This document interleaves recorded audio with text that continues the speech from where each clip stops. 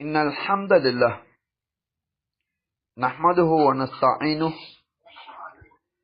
من يهده الله فلا مضل له ومن يضلله فلا هادي له وأشهد أن لا إله إلا الله وحده لا شريك له وأشهد أن محمدا عبده ورسوله فإن خير الكلام كلام الله وخير الحدي حدي محمد وشر الأمور محدثاتها وكل محدثة بدعة وكل بدعة ضلالة صبحكم ومساكم فقد قال النبي عليه الصلاة والسلام بعثت أنا والساعة كهاتين أما بعد فأعوذ بالله من الشيطان الرجيم بسم الله الرحمن الرحيم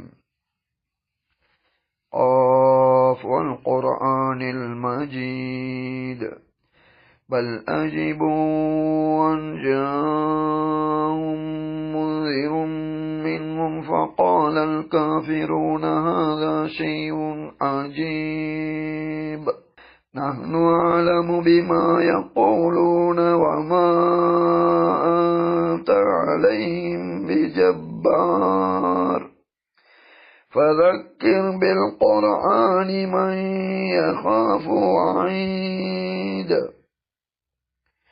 அல்லாஹ்வை புகழ்ந்து அவன் தூதர் முஹம்மது அலைஹி ஸலாத்து வஸ்ஸலாம் அவர்கள் மீதும்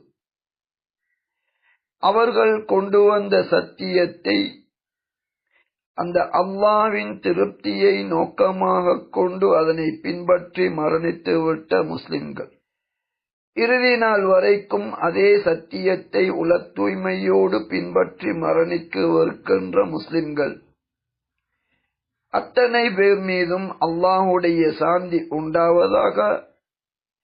அவர்கள் எதிர்பார்க்கின்ற உயர் சுவனங்களிலே அல்லாஹ் தனது அருளால் அவர்களை நுழைவித்தருள்வானாக. நாம் வாழுகின்ற இந்த உலக வாழ்வு பற்றி உங்களது மதிப்பீடு என்ன? இதன் பெருமதியையும் உண்மை தன்மையையும் என்றாவது நீங்கள் சிந்தித்து பார்த்தீர்களா? குறிப்பாக இன்றைய அவசர உலகு, மனித இனம் ஏதேதோ சாதித்து விட்டது என்ற மயக்கத்தில் இருக்கின்ற உலகு, குறிப்பாக படைத்தவனின் நிரந்தர வெற்றிக்காக பாடுபடுகின்றோம் என நினைக்கின்ற எமது சமூகத்தவர்கள், ஒட்டுமொத்த மனிதர்களும் நாம் வாழுகின்ற இந்த உலக வாழ்வின் பெருமதி உங்களிடம் எந்த அளவு? உண்மையான பெருமதியை மதிக்கும் அளவிற்கு தெளிவான சிந்தனையோடு உணர்வோடுதான் நீங்கள் இருக்கின்றீர்களா? எப்படியோ அனைத்தையும் அறிந்த அல்லாஹ் மனித இனத்தை உயர் இனமாக படைத்த அல்லாஹ் நிரந்தர வெற்றிக்குரிய சோதனை கூடம் என்பதை பெரும்பாலானவர்கள் மறந்துதான் இருக்கின்றார்கள். சோதனை கூடத்தில் கிடைக்கின்ற இன்பங்களை இதுதான் வாழ்வு என மயங்கி இருக்கின்றார்கள். எப்படியோ படைத்தவனின் ஒரு வசனத்தை உங்களுக்கு நினைவுபடுத்த விரும்புகின்றேன். விரும்பியவர்கள் அதிலிருந்து பயனடைந்து கொள்ளலாம். 57வது அத்தியாயத்தின் 20வது வசனம். இதனை விட அழகாக எளிமையாக எவராலும் கூற முடியாது. உண்மையை சொல்லுவதிலே அல்லாஹ்வின் நடைமுறை உதாரணங்களோடு அதனை கூறுவது. அல்லாஹ்வினால் வழிகாட்டப்பட்ட நபி அவர்களும் நூற்றுக்கணக்கான உதாரணங்களை கூறியிருக்கின்றார்கள். அல்லாஹ்வின் வழிகாட்டலிலே நபியின் முன்மாதிரியிலே பயணிக்கின்ற நாம் அதே வழியை கடைபிடித்து அதிகம் உதாரணம் கூறி இந்த உண்மைகளை உங்களுக்கு நாம் தெளிவுபடுத்துவோம். எப்படியோ ஒட்டுமொத்த படைப்பினங்களின் ஒரே படைப்பாளனான இந்த உலக வாழ்வு பற்றிய சரியான மதிப்பீடு என்ன என்பதை மனித சமூகத்தில் அறிவு மட்டத்தில் எந்த மனிதன் இறுதி நிலையிலே இருக்கின்றானோ அவன் கூட புரிந்து கொள்ளும் விதத்திலே கண்ணியமிக்க அல்லாஹ் இப்படி கூறுகின்றான். அறிந்து கொள்ளுங்கள், உலக வாழ்வு என்பது விளையாட்டு, வேடிக்கை, அலங்காரம், உங்களுக்கு மத்தியிலே பெருமை அடித்தல், சொத்துக்களிலும் பிள்ளைகளிலும் அதிகரித்துக் கொள்ள வேண்டும் என்ற உணர்வு. புரிந்துவிட்டதா உலக வாழ்க்கை என்ன என்று? இப்படித்தான் நீங்கள் சிந்தித்து வைத்திருக்கின்றீர்களா? இப்போது அல்லாஹ் உதாரணம் சொல்லுகின்றான் மேற்படி வார்த்தைகள் புரியாதவர்களுக்கு. இந்த உதாரணத்தை கொண்டாவது புரிகின்றதா என்று சிந்தியுங்களேன். கமசலி கைசின், உங்களுடைய உலக வாழ்வுக்கு உதாரணம் மழையை போன்றது. விவசாயிகளை அது மகிழ்ச்சி அடைய செய்கின்றது. விவசாயம் செய்த அவர்கள் அந்த பயிர்கள் விளைவதை கொண்டு அவர்கள் மகிழ்ச்சி உறுகின்றார்கள், ஆச்சரியம் அடைகின்றார்கள். ஆனால் அதன் விளைவை தருவதற்கு சற்று முன்னர் அது காய ஆரம்பித்து விடுகின்றது. பிறகு மஞ்சள் நிறமாக மாறுகின்றது. சும்மைய கூணு ஒப்பாமா, அதன் பிறகு வெறும் சாவி பதர்களாக அது மாறிவிடுகின்றது. எவ்வளவு அழகான உதாரணம்! உலக வாழ்வு என்பது ஒரு விவசாயி நெல் விதையை எடுத்துக் கொள்ளலாம். இலங்கை போன்ற நாட்டிலே நெல் என்பது ஒரு முக்கியமான பயிர். நிலத்தை உழுது, நீர் கட்டி, விதைகளை விசிறி, முளைத்து வந்த பிறகு அதனை உரிய இடத்திலே மீண்டும் களை நாட்டி, அதன் பிறகு அது வளர்ந்து வருகின்ற போது நெற்கதிர்கள், நெல் மணிகள் வளர ஆரம்பிக்கின்றன. திடீரென அது காய ஆரம்பிக்கின்றது. உண்மையிலே விளைச்சலை தருவது போன்று அந்த நெல்மணிகள் மஞ்சளிக்கின்றன, மஞ்சள் நிறமாக மாறுகின்றன. அறுவடை செய்து பார்த்தால் அனைத்துமே சாவி, பதர். எப்படி இருக்கும்? எப்படி இருக்கும்? இதே போன்றுதான் இந்த உலக வாழ்வு. மனிதர்களே, ஒரு கணம் நின்று நிதானித்து சிந்தியுங்கள். உலக வாழ்விற்கு தேவையானவற்றை கண்டிப்பாக உழைக்க வேண்டும். உழைப்பதை இஸ்லாம் தூண்டுகின்றது. தகுதியில்லாமல் கையேந்துவது மிகப்பெரிய குற்றமாக இஸ்லாம் கூறுகின்றது. ஆனால் உழைப்பதுதான் ஒட்டுமொத்த இந்த வாழ்வின் நோக்கமா? பணம், பதவி வந்துவிட்டால் அந்த ஒன்றே போதுமா? எத்தனை கோடி உழைக்கின்றோம் என்பதில் தான் போட்டி போடுவதா? ஒரு விவசாயி பயிரை விளைவித்து அதன் ஒவ்வொரு கட்டத்திலும் மகிழ்ச்சி அடைந்து இறுதி நேரத்திலே அது பதறாகிவிட்டால் எப்படி அவன் தோற்று விடுவான் என்பதை சிந்தித்து பாருங்கள். இலங்கை நாட்டில் இல்லை என்றாலும் அண்டைய நாடு இந்தியா எத்தனை ஆயிரக்கணக்கானவர்கள் விஷம் அருந்தி மரணிக்கின்றார்கள். விவசாயத்திலே அழிவு ஏற்படுவது காரணம். உலக முயற்சிகள் தோல்வி அடைந்து விட்டால் மீண்டும் ஒரு முறை முயற்சி செய்யலாம். தற்கொலை செய்ய வேண்டிய அவசியம் கிடையாது. ஆனால் மறுமை வாழ்விற்கு அல்லாஹ் உதாரணம் சொல்லுகின்றான். உலக வாழ்விற்கு கொடுக்க வேண்டிய பெறுமதியின் 1000 மடங்கை மனிதர்கள் கொடுக்கின்றார்கள். ஆனால் நிரந்தர வாழ்வாகிய அந்த மரணத்தின் பின்னரான வாழ்க்கை அது பற்றி சிந்திக்கின்றார்களா? முயற்சிக்கின்றார்களா? எனவேதான் ஒவ்வொரு மனிதனும் அவன் எதிர்பார்க்கின்ற நிரந்தர இன்ப வாழ்க்கை நன்றாக புரிந்து கொள்ளுங்கள். சுவனம் என்ற வார்த்தையில் இதனை நாம் சுருக்கிவிட தேவையில்லை. ஒவ்வொரு மனிதனும் புரிந்து கொள்ளும் விதத்திலே எந்தவித துன்பமும் இல்லாத நிரந்தர இன்பமான வாழ்க்கை, உணவு எந்த குறைவும் இல்லாமல் கிடைக்க வேண்டும். நாம் விரும்புகின்ற உணவு கிடைக்க வேண்டும். நோய் வரக்கூடாது. மலசலம் என்ற கழிவு இருக்கக்கூடாது. அழகு அதிகரிக்க வேண்டும், குறையக்கூடாது. அழகிய ஆண்களுக்கு அழகிய மனைவியர் தேவை, அழகிய பெண்களுக்கு அழகிய கணவன்மார் தேவை.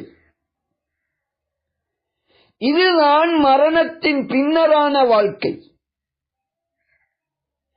உலகிலே நீங்கள் 1000 கோடி மக்களுடைய சொத்தை நீங்கள் அபகரித்திருந்தாலும், மதத்தையும் உதவி நேர்மை என்பதையும் மக்களுக்கு காட்டி ஆயிரக்கணக்கான கோடிகளை நீங்கள் சுருட்டி இருந்தாலும் மரணத்திலிருந்து தப்ப முடியுமா? என்றாவது ஒரு நாள் மனிதர்கள் உணர்ந்து உங்களுக்கு எதிராக கிளம்பினால் சிலவேளை இந்த உலக வாழ்வு தலைகீழாக நீங்கள் இருக்கின்ற அந்த ராஜபோக வாழ்க்கையிலிருந்து தூக்கி எறியப்படுவீர்கள். எப்படியோ இந்த உலக வாழ்விற்கு மிக தெளிவான உதாரணம், வயல் நிலம் இருக்க வேண்டும், அதனை உழுது பண்படுத்த வேண்டும், நீர் கட்ட வேண்டும், நெல் விதைகளை விசிற வேண்டும், குறிப்பிட்ட அளவு வளர்ந்ததன் பிறகு மீண்டும் பிடுங்கி அதற்கே உரிய இடங்களிலே நட வேண்டும், தொடர்ந்து நீர் புகட்ட வேண்டும். அது விளைச்சலை தருவதற்கு நெருங்குகின்ற போது நெல் மணிகள் வெளிப்பட வேண்டும்.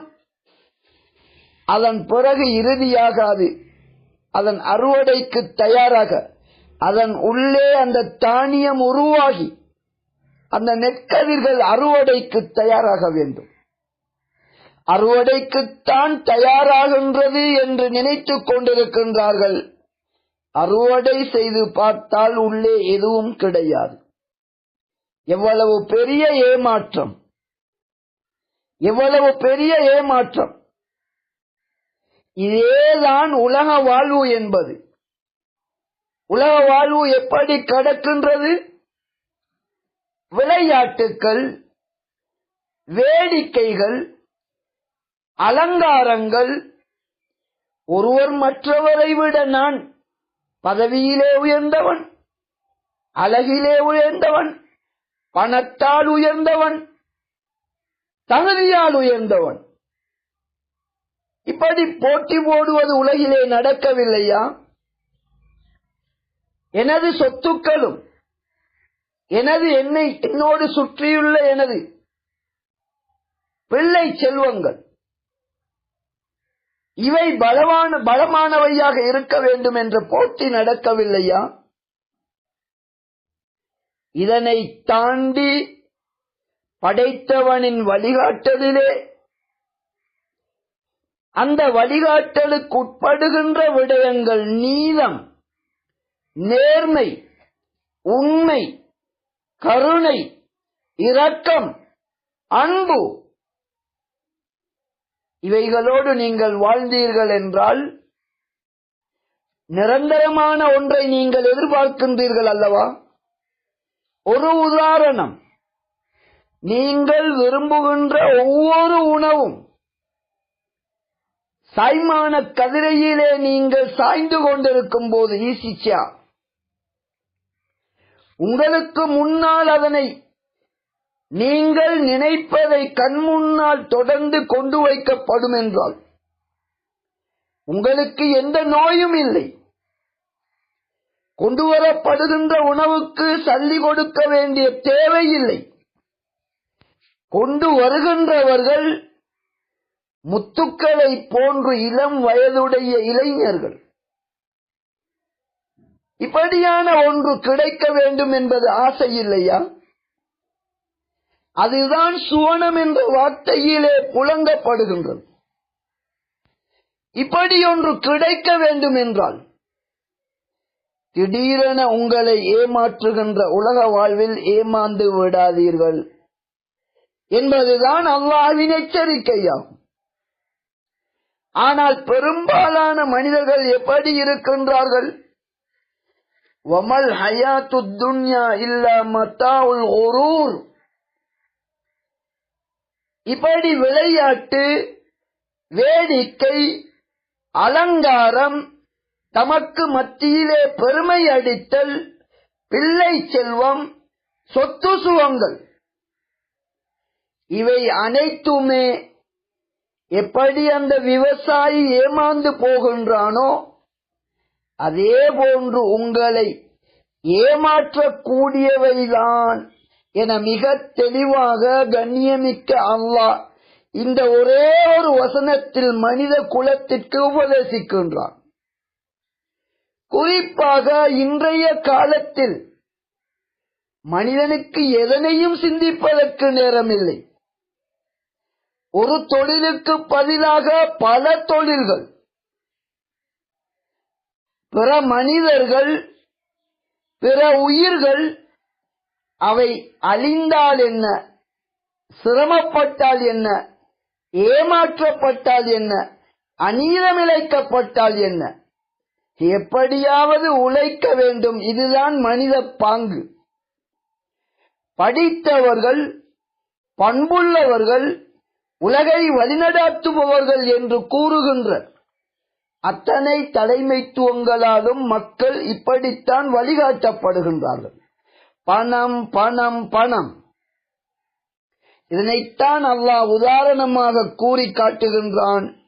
இந்த உலக வாழ்வில் எந்த மனிதன் அதன் நோக்கத்தை புரிந்து கொள்ளாது உலகிலே கோடி கோடியாக 10, 100, 1000, லட்சம், கோடி கோடி அதனை நோக்கி பயணிப்பதுதான் உலக வாழ்வின் நோக்கம் என ஒரு மயக்கத்தில் மனித இனம் இருக்கின்றது. மனித இனத்திற்கு வழிகாட்ட வேண்டிய கலிமா சொல்லுகின்ற சமூகத்தின் நிலை அதனை விட மோசமாக இருக்கின்றது. காபாவின் பாதுகாவலர்கள் மிக தெளிவாக கூறுகின்றார்கள், நாம் அனுபவிக்கின்ற வயது எமது சமூகம் இளம் சமூகமாக இருக்கின்றது. எனவே அனுபவிக்க வேண்டி இருக்கின்றது. அதாவது படைத்தவனை பற்றியோ அவனது திருப்திக்காக வாழ்வின் வரையறைகள் இருக்க வேண்டும் என்றோ அது பற்றியெல்லாம் எமக்கு அக்கறை கிடையாது. அங்கே இதே சமூகத்தில் ஒரு சாரார் பட்டினி போடப்பட்டு இன அழிப்பு செய்கின்றார்கள் பாலஸ்தீனிலே. இங்கே காபா அலங்கரிக்கப்பட்டு வண்ண வண்ண ஒளி விளக்குகளால் அங்கு வருகின்ற ஒரு மனிதனின் சிந்தனையை திருப்பும் விதத்திலே காபா சோடிக்கப்பட்டு கொண்டிருக்கின்றது. வல்லாஹுல் முஸ்தஆன். அந்த அல்லாஹ்விடம் தான் உதவி தேட வேண்டியிருக்கின்றது. எப்படி இருந்தாலும் நன்றாக மனதிலே பதித்துக் கொள்ளுங்கள்.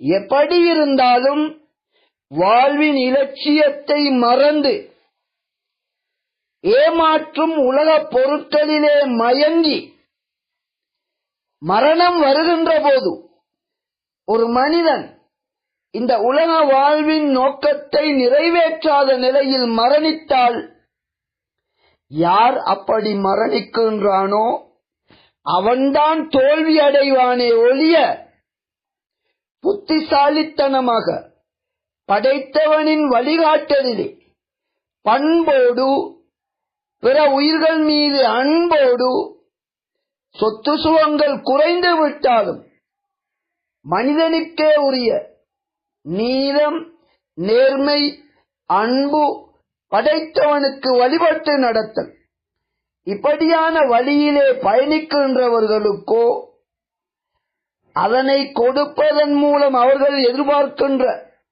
அந்த சுவனம் உட்பட படைப்பினத்தின் மீது அருள் புரிய காத்திருக்கும் அந்த அல்லாஹ்வுக்கோ எந்த குறைவும் ஏற்படாது. எனவே உலக வாழ்வின் பெருமதியை உணர்ந்து கொள்ளுங்கள். எந்த அளவு அதற்கு நாம் முக்கியத்துவம் கொடுக்க வேண்டுமோ அதனை தாண்டுகின்ற போது ஏற்படுகின்ற விளைவை சிந்தியுங்கள். எனவே இன்றைய உபதேசத்தில் படைத்த அல்லாஹ் உலக சொத்துக்களிலே மயங்கி விடாதீர்கள் என்று அவன் உபதேசிக்கின்ற விடயத்தை தான் இன்றைய முதல் ஹுத்பா உரையிலே உங்களுக்கு உபதேசிக்கின்றேன். உபதேசங்களை கொண்டு பிரயோஜனம் அடையுங்கள். நிரந்தர இன்ப வாழ்க்கை நீங்கள் எதனை எதிர்பார்க்கின்றீர்களோ அதனை பெறுவதற்குரிய ஒரே வழி அது மட்டுமாகும். அந்த அல்லாஹ்வை பிரார்த்தியுங்கள், பாவ மன்னிப்பு தேடுங்கள். நிச்சயமாக அவன் தவறு செய்தும் அதன் பிறகும் தன்னை நோக்கி வருபவர்களை ஏற்றுக்கொள்ள காத்திருக்கின்றான். فاستغفروه إنه هو الغفور الرحيم. إن الحمد لله نحمده ونستعينه من يهده الله فلا مضل له ومن يضلله فلا هادي له وأشهد أن لا إله إلا الله وحده لا شريك له وأشهد أن محمدا عبده ورسوله أما بعد. இப்போது இந்த வசனத்தின் அடுத்த பகுதி மிக அழகாக இலகுவாக கூறுவதென்றால் இந்த உலக வாழ்வின் அடுத்த பகுதி மரணம் என்ற ஒரு அழைப்பு வரும். நீங்கள் எவ்வளவு பெரிய ராஜாவாக இருந்தாலும் சரி, பொதுமக்களின் ஆயிரக்கணக்கான இலட்சக்கணக்கான கோடிகளை சுருட்டி வாழுகின்ற அரசியல் தலைவர்கள், ஆன்மீக தலைவர்கள் யாராகவும் இருக்கலாம்.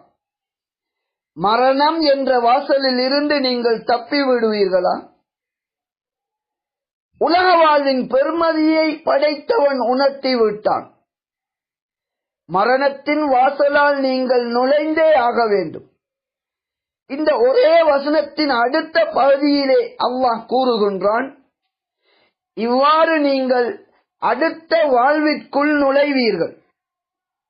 அப்போது என்ன நடக்கும்? அஸாபுன் ஷதீத். உலகிலே மனிதர்கள் கோட்டைகளில் புகுந்து அவர்களை நெருப்பு வைத்து கொளுத்துகின்ற அநியாயக்காரர்களின் நிலை உலகிலே நடக்கின்றது. எப்படியோ ஒரு முறையோடு அந்த வாழ்வு முடிவடைந்து விடும், மரணித்து விடுவார்கள். அதன் பிறகு குற்றவாளிகளை தண்டிக்க முடியாது. ஆனால் அடுத்த வாழ்வு என்பது ஒன்றோ தோல்வி அடைந்தவர்களுக்கு மிகப்பெரிய தண்டனை இருக்கின்றது என அல்லாஹ் கூறுகின்றான். வேறொரு இடத்திலே விவரிக்கும் போது தோல்வி அடைந்தவர்கள் தண்டனை தாங்க முடியாமல் அந்த நரகின் பாதுகாவலர்களை நோக்கி உமது ரப்பிடம் கூறி எங்களுக்கு மரணத்தை தந்து விடுமாறு கேளுங்களேன் என கெஞ்சுவார்கள். அப்போது அவர்களை நோக்கி அந்த வானவர்கள் கூறுவார்கள், இந்த வாழ்வு என்பது மரணம் கிடையாது, இதற்கு மரணம் கிடையாது, நிரந்தரமாக அனுபவியுங்கள், இது நிரந்தர வாழ்க்கை என கூறிவிடுவார்கள். அதே நேரத்தில் உலக சொத்து சுகங்களிலே மயங்காமல், உலக சொத்து சுகங்களில் மயங்காமல் இருப்பதென்பது உண்ணாமல் இருப்பதா, அழகாக உடுக்காமல் இருப்பதா, அவசியமான வீடுகளை கட்டாமல் இருப்பதா, வாழ்வின் அபிவிருத்தியின் ஒரு பகுதியாகிய வாகனங்கள் இல்லாமல் இருப்பதா? இவை எதுவுமே கிடையாது. மனிதனுக்கு கெடுதல் தரக்கூடிய தன்னை போன்று பிற மனிதன், பிற உயிர்கள் அவற்றிற்கு துன்பம் விளைவிக்காமல் இப்படி ஒழுக்கம் உட்பட மனிதனுக்குரிய வரையறைகளை பேணி ஆகுமான உணவுகளை குலு வஸ்ரபு உண்ணுங்கள், பருகுங்கள், வீண் விரயம் செய்யாதீர்கள், பிறரின் சொத்துக்களை அபகரிக்காதீர்கள். மக்கள் பசியிலே சாகின்ற போது அரசியல் தலைவர்கள் தங்களுடைய மாட மாளிகைகளை தங்களுடையதும் அல்ல பொதுமக்களின் சொத்துக்களில் ஒன்றை அதனை வெறுமனே புதுப்பிப்பதற்காக 40-50 கோடிகளை செலவழிக்கின்றார்கள். எப்படி வெற்றி பெற முடியும்? இது நீளமான ஒரு நிலையா? எப்படியோ ஒரு சாரார் உலகிலே குற்றம் புரிந்தவர்கள், அவர்களுக்கான தண்டனை நிரந்தரமாகவே இருக்கும். யாரெல்லாம் புத்திசாலிகளோ படைத்தவனை மறக்காமல் அனுமதிக்கப்பட்ட வரம்புகளுக்குள் உலக இன்பங்களையும் அனுபவித்துக் கொண்டு படைத்தவனை திருப்திப்படுத்திய நிலையில் மரணத்தின் வாசலிலே நுழைவார்கள் என்றால் அந்த சாரார் மற்றொரு சாரார்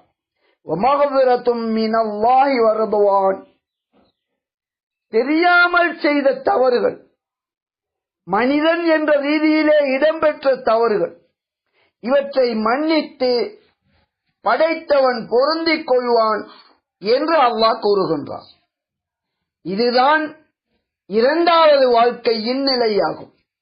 இந்த இரண்டாவது வாழ்க்கையில் உலகிலே வெற்றி வாழ்க்கை வாழ்ந்தவர்கள் அவர்களது இன்பங்களை விவரிப்பதற்கு வார்த்தைகள் போதாது. புரிந்து கொள்ளும் அளவிற்கு மனித அறிவு அது பற்றி கற்பனை செய்வதென்றால் கற்பனை செய்கின்றதற்கு ஒரு எல்லை இல்லாமல் இருக்க வேண்டும். ஏற்கனவே ஒன்றை பார்த்திருந்தால் இப்படி இருக்க வேண்டும் என்று நினைக்கலாம்.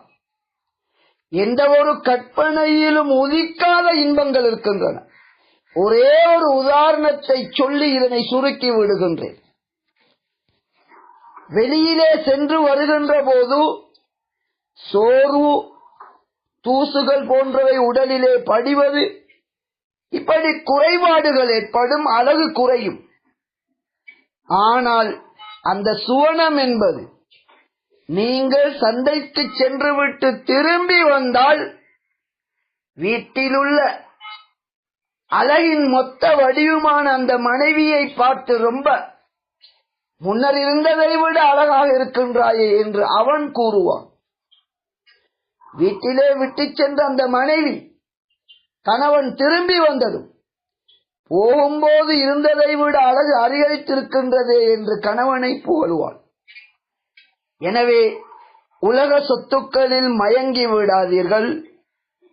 உலக வாழ்வின் நோக்கத்தை அறிந்து இந்த வாழ்விலே நீதி நியாயமான வரையறைக்குள் இதனை அனுபவிப்பதோடு அடுத்த நிரந்தர வாழ்வில் வெற்றி பெறுவதுதான் இலட்சியம் என்பதை மறந்து விடாதீர்கள்.